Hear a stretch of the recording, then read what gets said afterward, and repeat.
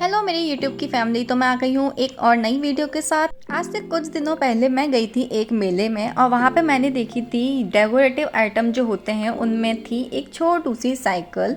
तो मुझे बहुत इच्छा थी उसको लेने की, पर जब मैंने उसकी रेट सुनी तो उन्होंने मुझे उसकी 500 रुपये रेट बताई, जो कि मुझे बहुत ज़्यादा लगी उसके हिसाब से। इसलिए मैंने सोचा कि नहीं, इसको तो मैं खुद ही घर पे बना लूँगी। आजकल तो सब मैं वॉल पुट्टी से बना ही लेती हूँ, तो मैं अब एक ही साइकिल भी घर पे बना के ही दिखाऊंगी सबको। तो आज मैं बैठ गई थी उस साइकिल को बनाने के लिए और वो काम मैंने कर दिखाया। मुझे बहुत ज़्यादा खुशी हुई कि मैंने बना ही दी जो मैं चाहती थी वो चीज़। हेलो मेरी YouTube के छोटू सी फैमिली। तो आज मैं बना रही हूँ एक छोटू सी साइकिल या फिर रिक्शा, जो भी आप उसको बोलना चाहें बोलें। इसके लिए मैंने सबसे पहले एक क्ले तैयार की है, जो कि मैं लिंक आपको डिस्क्रिप्शन में डाल दूंगी। इसकी पूरी रेसिपी आप उसमें देख लेना जाके। काफ़ी अच्छी ये क्ले बन जाती है, जो भी इससे बनाना चाहो हम इजीली बना सकते हैं।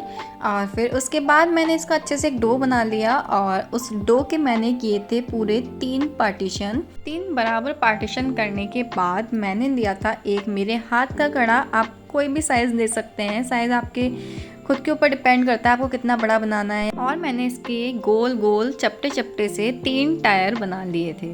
अच्छे से मैंने इनको बिल्कुल प्लेन कर दिया था पानी लगाकर, जिससे कि बिल्कुल स्मूथ दिखें। और ऐसे ही मैंने सेम टू सेम बिल्कुल 3 तैयार कर लिए थे।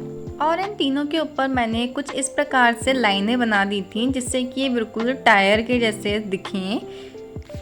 और इनमें से 2 में मैंने कर दिए थे बीच छोटे छोटे से होल टाइप के, जिससे मेरी आइसक्रीम स्टिक्स इनके अंदर फिट हो जाए।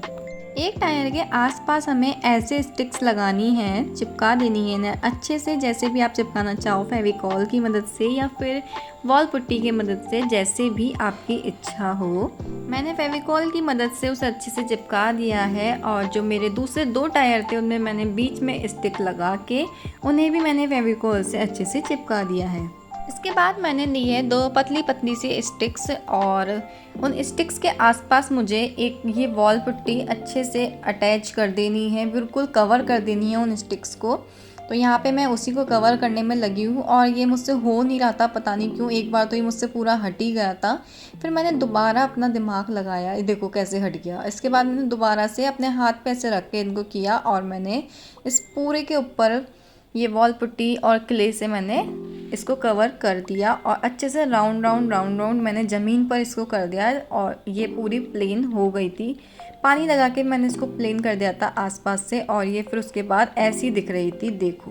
और हमारे पास इस साइकिल के हो गए थे पूरे 3 पार्ट। एक हमारे पास ये स्टिक्स थी और ये मेरे आगे वाला टायर था और ये मेरे थे पीछे वाले टायर।